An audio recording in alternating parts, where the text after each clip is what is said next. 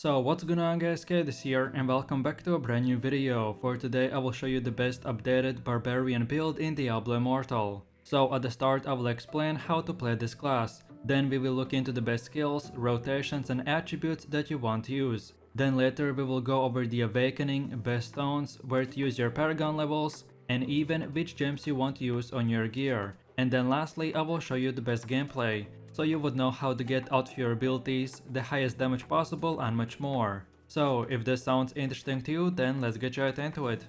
And then, just before we get into the video, I want to quickly thank today's sponsor, Torchlight Infinite. So, Torchlight Infinite is an upcoming action RPG game that features cool heroes and dozen talent trees to customize your character and the way you play. One of the most important aspects about Torchlight Infinite is that unlike Diablo Immortal, this game is specifically designed to have no paywalls. So there won't be any abusive monetization, and all players will progress and unlock everything at the same rate. In the endgame, there as well aren't any daily timed events, so players can actually pick up the game, play for a few minutes or hours and then come back at any time, without the fear from missing out. And then lastly, one of the newest features from the previous beta versions is a new hero called Tia, and new gameplay like Dark Surge, where you fight challenging waves of monsters and much more. So what are you waiting for? Check out Torchlight Infinite, which links you can find in the description, to participate in the latest beta tests or play this game on the release in October. And with that said, thanks Torchlight Infinite for sponsoring this video.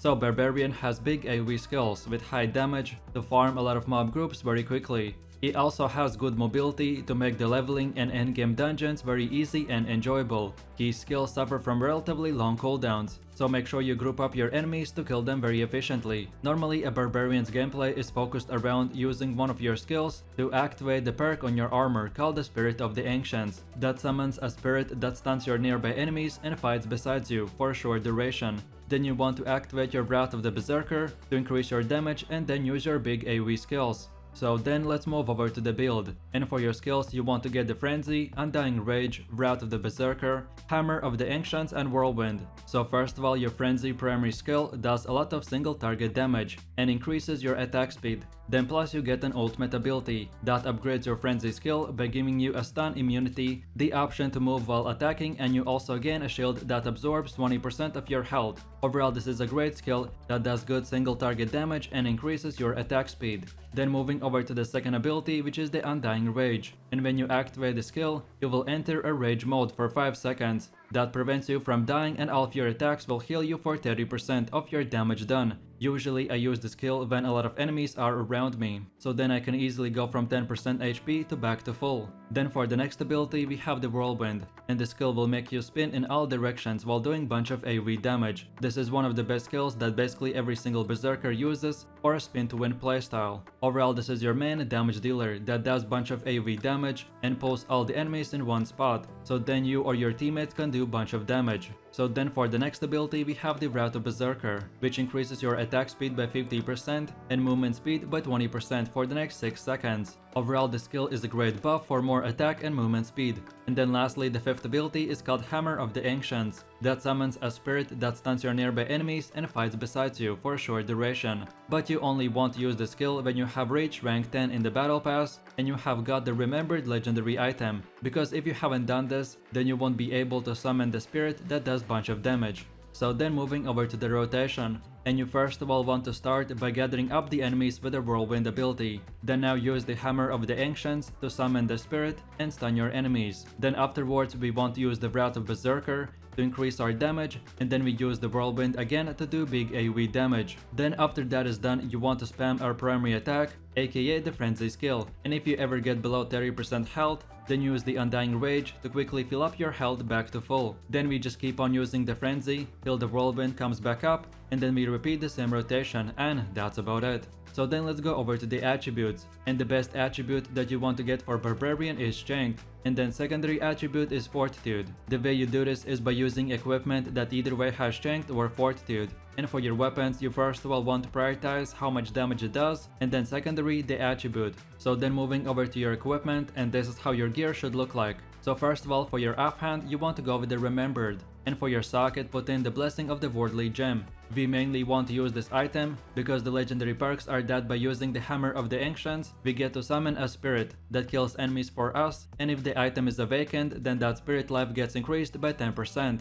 Then for the main hand, we want to go with the Tempest, and for your socket, you want to put in the Seeping Bile gem. Again, we want to use this item because of the legendary perks that increase the movement speed and radius of your whirlwind, and if you awaken, then the skill's energy will consume 10% slower. So then moving over to the next one, which is the Screaming Fury leg armor, and for your socket, you want to put in the Blood-Soaked Jade gem. For this specific gear piece, you want to go with whatever you want, because the legendary perks are useless for our build. Then moving over to the shoulders, and we want to go with the Coming Storm and put in the Berserker's Eye. We chose this item because of the perks that will give your Wrath of the Berserker 15% cooldown reduction, and if you awaken, then you get additional 10% cooldown reduction. Then for one of the last items, we have the chest armor, and we want to go with the Gathering and put in the Everlasting Torment gem. The perks will give your whirlwind the ability to pull in all enemies, and if you awaken, then your consumption is reduced by 10%. And then lastly, we have the helmet called Lasting Hate, and we want to put in the Trickshot gem. We picked this item because of the Wrath of Berserker's duration increase by 30%, and if you awaken, then your cooldowns get reduced by 10%.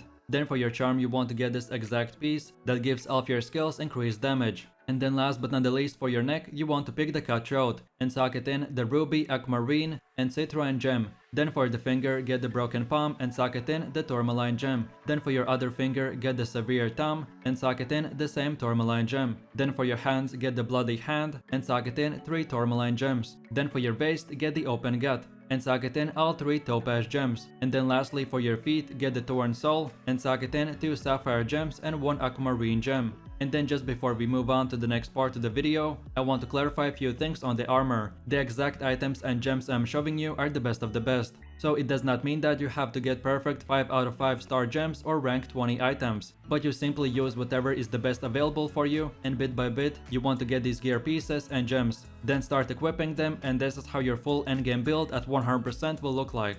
So then moving over to the awakening, and like I mentioned, for each gear, legendary items in Diablo Immortal can be awakened to unlock another perk on your item. To awaken a legendary item, you need the item itself and a legendary gem at rank 10, as this feature is more meant for late game, so don't try to expect all items awakened right away, but if you can, then your priority should be awakening the Tempest main hand, then your chest armor called the Gathering, then the shoulders called Coming Storm, and then lastly the Lasting Hate.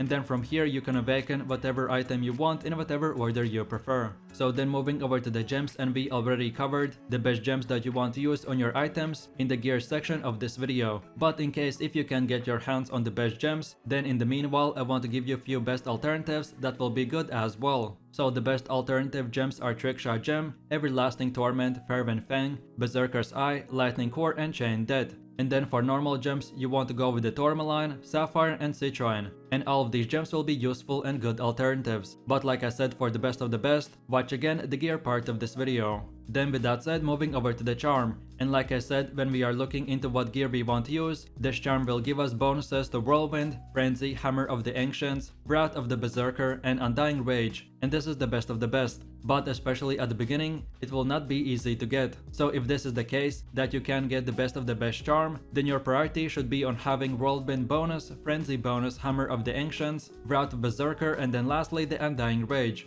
If you have at least a charm with few of these skill bonuses, then that will be already a good charm. But now you know at least what bonuses are the best and how much are they worth by ranking. And then lastly, like all of us know, we can upgrade and rank up our gear and gems by salvaging gems and those set items to then improve the ones that we use. But there is one last final endgame feature that is called Family Bonus Stones. So when one of your primary 6 gear pieces reach rank 6, you can reforge that gear and improve it even more by putting in a reforging stone. And the best stones for this class is Vengeance Stone, Wildfire Stone, and Tremor Stone. But like I have said many times, all of this is meant for super late game, so try to level up your gear and items as high as possible, so then you will be able to progress even further and have access to everything that I'm showing in this Barbarian build guide.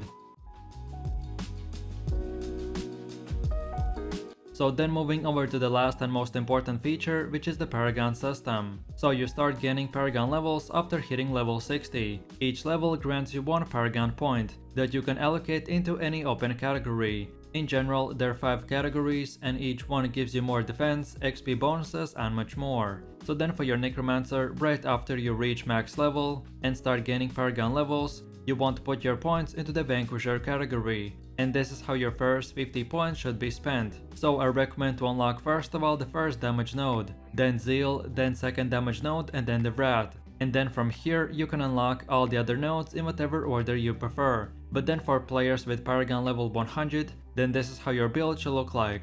Then for players with paragon level 150, then this is how it should look like. And then lastly for players with paragon level 200, then this is how your build should look like, and that's about it.